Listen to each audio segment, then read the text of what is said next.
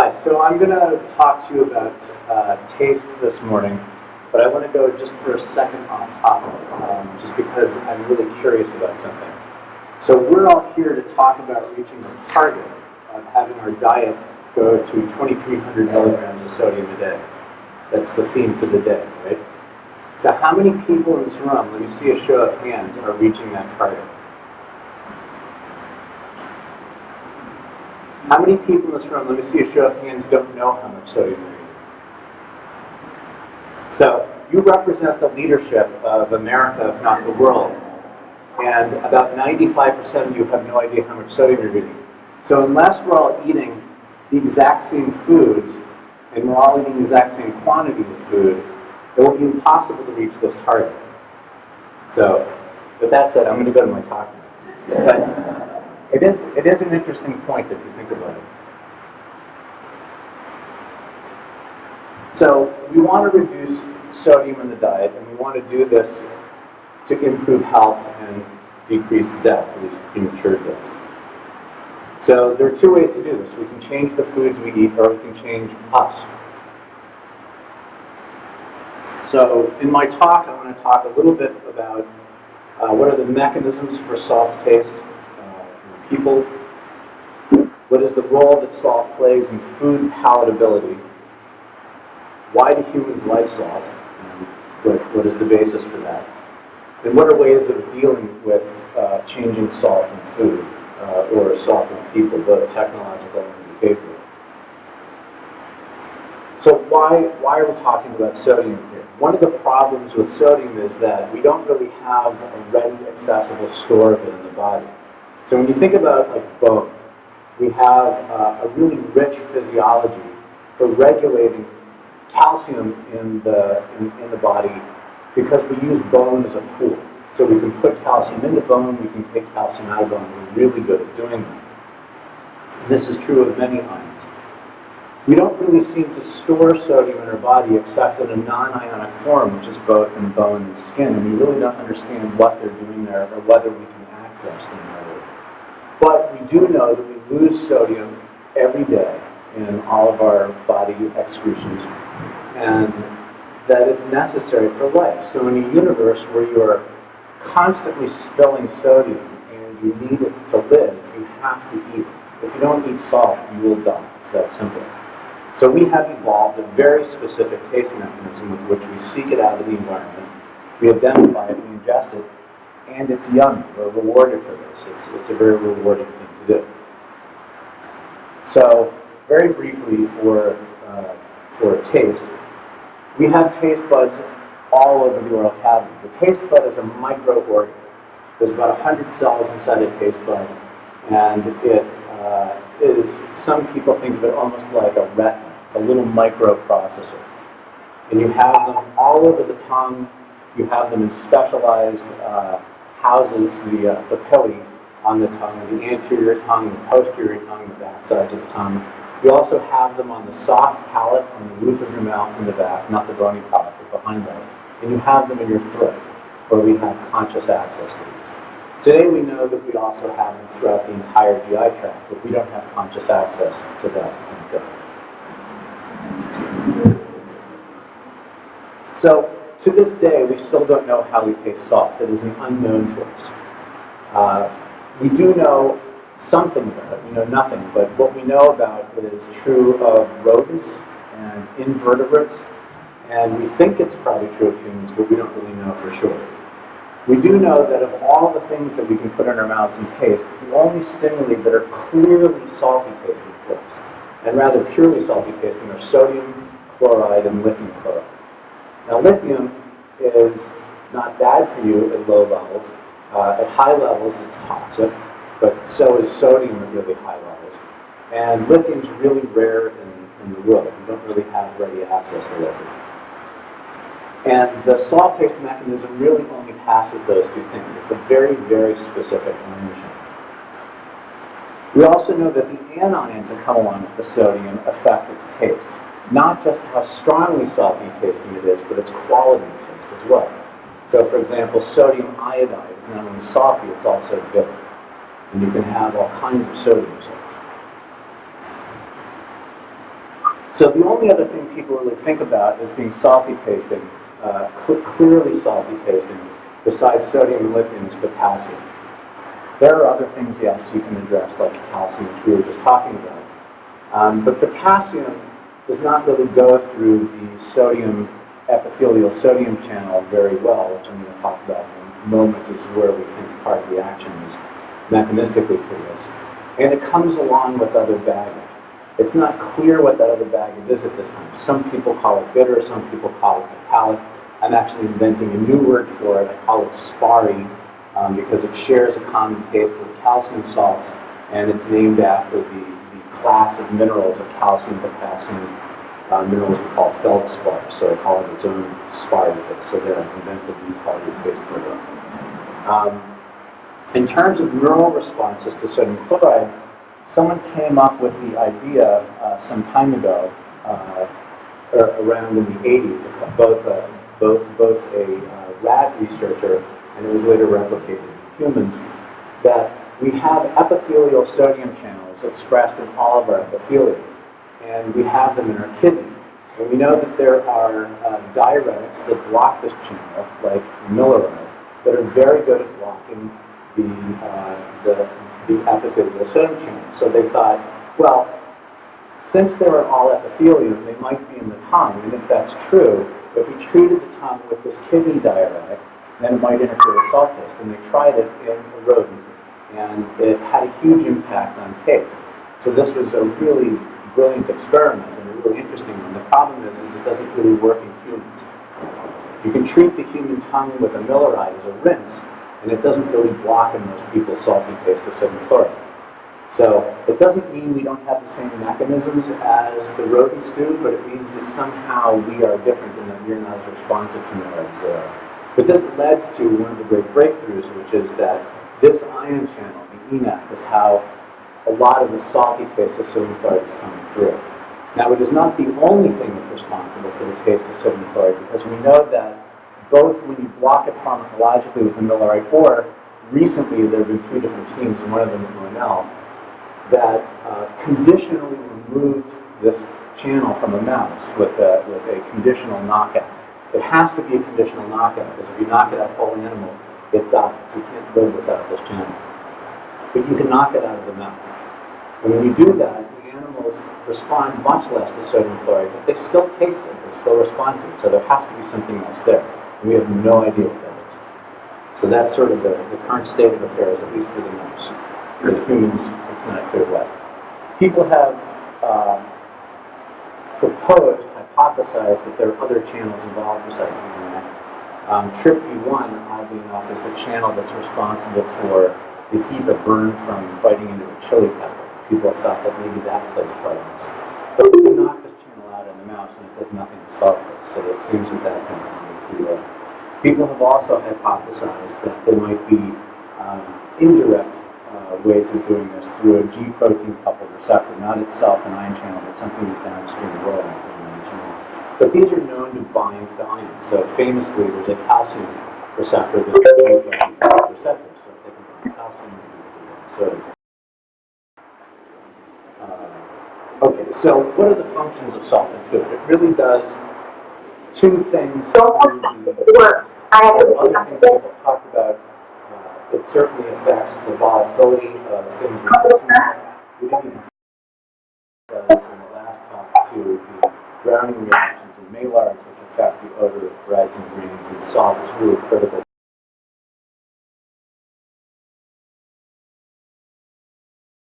It's not to be belittled. This is actually one of the single most important things it does in food. We love salt taste.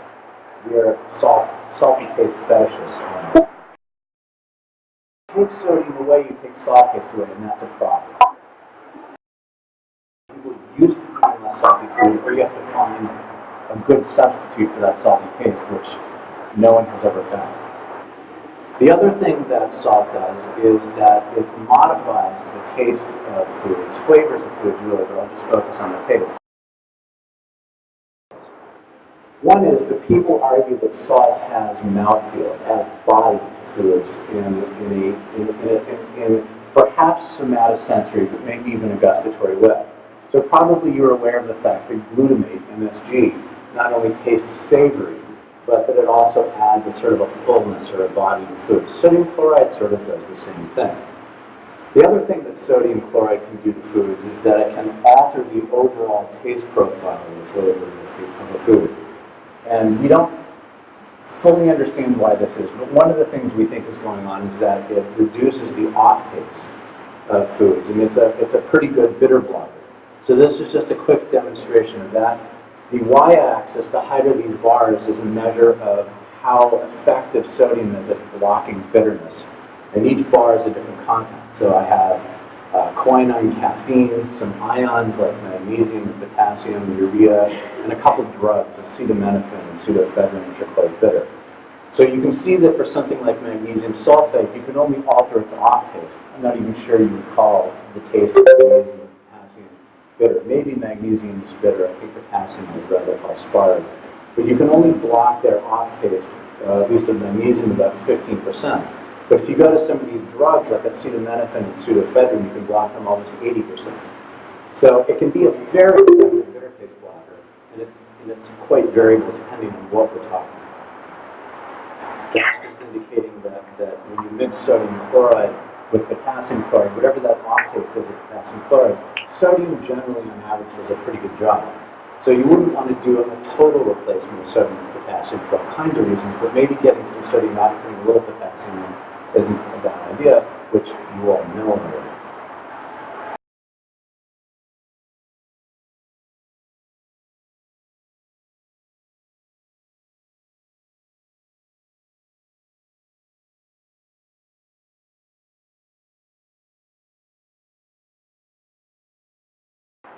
If you add salt to anything under the sun, we know of nothing that it really enhances in terms of making the taste stronger.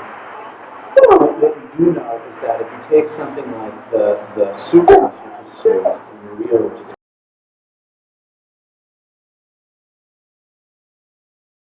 is the sweetness, and whatever color it is, purple is bitter, that's actually reporting what the sweetness and bitters of each of them. So sucrose is mostly sweet and urea is mostly bitter. If you mix them together as a binary mixture, you get something called mutual suppression. Almost all strong tastes, when you add together,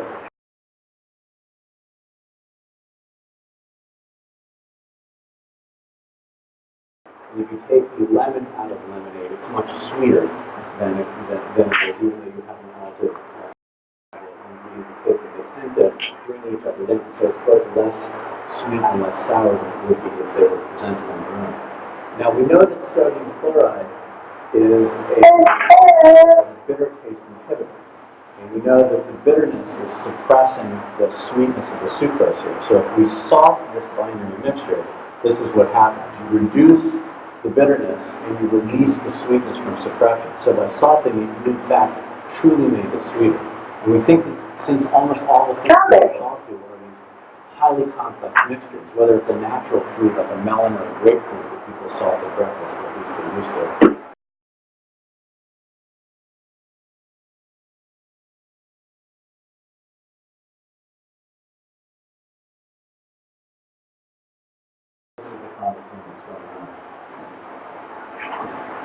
We also know that there are both innate likings for salt in humans, but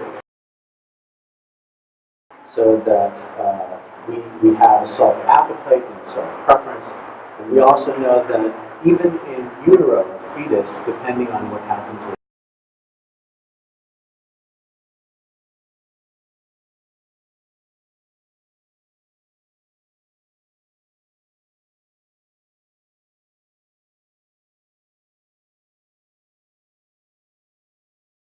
where there isn't a lot of salt in the soil, particularly if we're on a mountainside or hillside and it rains a lot, that tends to wash salt down into the valley. And on the side of the hill, the soils have less salt in them.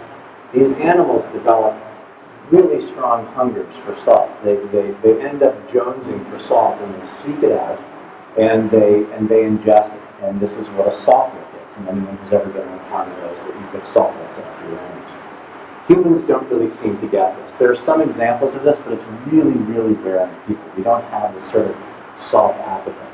What we believe we have is more of a salt preference, which is even in a time of not needing salt, we enjoy eating salt. We seek it out and eat it, not in a craving sense, but in the sense that it's simply pleasurable. You prefer to eat it that way. So there are a couple of ways in which a human can be deprived of salt in utero. One of the most extreme forms is that sometimes women, when they're pregnant, will vomit copiously. Unfortunately for them. Vomiting during pregnancy is actually good with them. Women who vomit during pregnancy tend to have healthier babies, but no one wants them to vomit all day long. And in those cases, the women become depleted of sodium, and it actually affects the fetus. And so what we know is that those babies, when they're born, actually end up growing into kids who like salt much more than kids that didn't have this experience in utero. We also know that birth weight affects salt appetite. So babies that are weighed less when they're born tend to prefer salt more. So on the y-axis here we have the birth weight, which is indicated by the bar height. So the lower bar means you're a lighter baby. And the question on the bottom is whether they're going for salty snacks or not. And what this study found, this is actually a study that Monell, Breslin, and region, that babies who are born that weighed less tended to like salt more.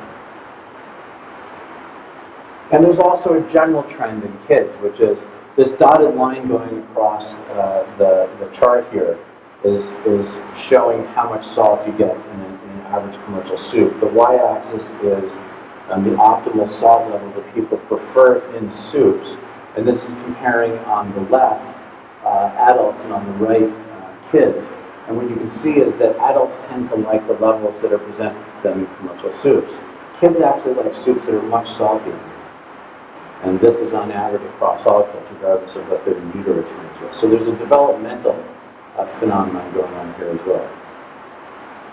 So just to summarize what I said about development, children are biologically predisposed to like salt, and the response to salt may be affected by early events such as in utero or things like birth weight. And we've also have evidence that some of the things that affect you early in life can stay with you for decades. That there may be either a change in your physiology or an imprinting mechanism, so that whatever it is that you sort of latch onto as what your body wants or what you prefer, what you like, will be with you all the way into adulthood. So early experiences can be important for setting a tone for how much salt people want. So in terms of how much salt people like, we also know that what your experience is as an adult can affect how you behave. And we know that if you force upon people a reduced salt diet, so you make them eat diets that are less salty, maybe blander, that they learn to get used to these. And this is showing on the top row just water solutions, asking people how much they like salt in solutions. The middle is soups, and the bottom is a baked good like a cracker. And the solid lines are showing you what happens at the beginning of the study, and the open symbols are showing you the shift that occurs when they are in the middle of being exposed to a low sodium diet for a period of weeks. And what you can see is that there's a left shift. They actually like foods that are less salty. Now if you focus on the crackers at the bottom here, and this is a blow up of that. This is pre-diet and after low diet, and solid bars and open bars. The left are people who didn't have their diet shifted, so those should be superimposed on each other. The degree that they're not is just noise. And on the right are the people who are actually manipulated. So this is showing you what the maximally preferred level of salt in the cracker is before they were manipulated, and it is this high level of 3.8% sodium by weight. After the manipulation, it actually shifts down to about half that. So in this case, there's people adjust to that. But the problem with this is that these people are in an experiment. They're in a controlled environment. As soon as you let these people go, release them to the world, and then you bring them in and test them, they go right back to where they were before. They just bounce back. Presumably because they go out and they eat an olive or a piece of cheese, or they just eat regular sodium foods, and their body adjusts back to it. So the only way you could accomplish this as an experiment across the board would be to create a world where we had no processed meats or cheeses or pickles or anything like that. So unless you want to outlaw those foods, people are always going to be exposed to high sodium foods. So I don't know how you would enforce a across-the-board low-salt taste universe for people to live in. At least I wouldn't want to live in a universe, thank you. So that's just reiterating the point that I just made, that they bounce back quickly. So in terms of what can we do to reduce sodium in food, we've heard that you can do things like affect the crystal size or the shape. This, of course, is something that people are pursuing in an ongoing manner. There are also salt substitutes that people are trying. People have looked at potassium and calcium and a variety of others. But there are problems with this. Potassium isn't even salty for everybody. Some people do not get saltiness from potassium, some people do. And the bitterness or metallic taste or whatever else is going on with it is also variable in people. You can add salt to it to suppress it, but it doesn't suppress it all the way. So there are problems. And also, potassium doesn't substitute for sodium in terms of a lot of other traits we were talking about earlier this morning, like some of the yeast interactions. Maillard reactions don't go forward the same way. And let's face it, one of the things that makes bread yummy is that nice brown crust. If it's pale, then you have problems. There's also the issue of salt enhancers. So what if you just lowered the salt in food, but you made that salt more robust tasting? You gave it a boost. So this is something that's possible. We think that it would be helpful if we knew what the human salt taste mechanism was, so we knew how to boost it, kind of like the way we're now designing enhancers of glutamate and enhancers of sugars. This is done using a pharmacological model, which is you know the receptor, you target it, you develop small molecular GRAS-safe products. For this, you add them to the food and you get this boost. But we don't have the salt taste mechanism yet for this, so we can't even apply that type of research. Here, this is showing you on the y-axis the saltiness intensity, and on the x-axis are different concentrations of sodium chloride. And the black bars are showing you sodium chloride by itself, and the other bars next to it, the open bar and the stippled bar, the crosshatch bar, is showing you what happens when you add the amino acid arginine. Now, arginine is not salty by itself, which you can see all the way on the left. It has no salt taste. But when you add it to the sodium chloride at these low levels, 50 millimolar, 75 millimolar salt is not a lot of salt, you can almost double the saltiness using something that is not salty tasting. That's really cool. The problem is that there are limits to this in both directions. You can't keep adding arginine and have the salt taste boosted higher and higher and higher. And as the saltiness level goes up, by the time you get to levels that are in, say, a soup, adding arginine to it doesn't really give you much of a boost. And also, to be clear, almost all soups have free arginine in them anyway, because by cooking you're releasing the amino acids. But this just makes the point that it is possible. It also perhaps helps identify what the mechanism is. So in terms of behavioral strategies, we can ask people to adjust how they use salt shakers, or what they used to call shake the habit, so you don't add free salt. This is just one experiment where on the x-axis we have time in weeks, and on the y-axis we have sodium consumed. The yellow is showing how much salt is in the food, and the red on top of that is showing how much they're adding in. And this is going from a regular high sodium diet to a reduced sodium diet, and then back up to a high sodium diet. So you can see that when you force people down into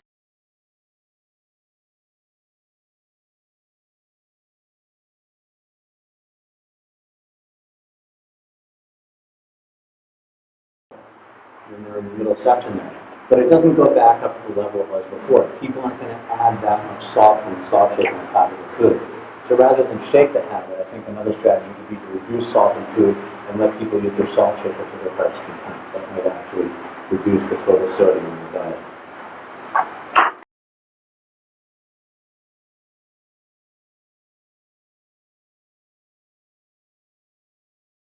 How young children imprint on the taste of salt.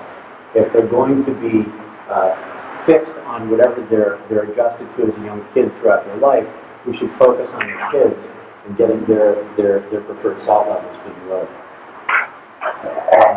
I'm not going to go through all these because I don't have time, but people keep saying over and over again that we need more research, we need more funds for research, and there are lots of questions that are really important to ask. And I agree with all of that, and I'll just leave it there.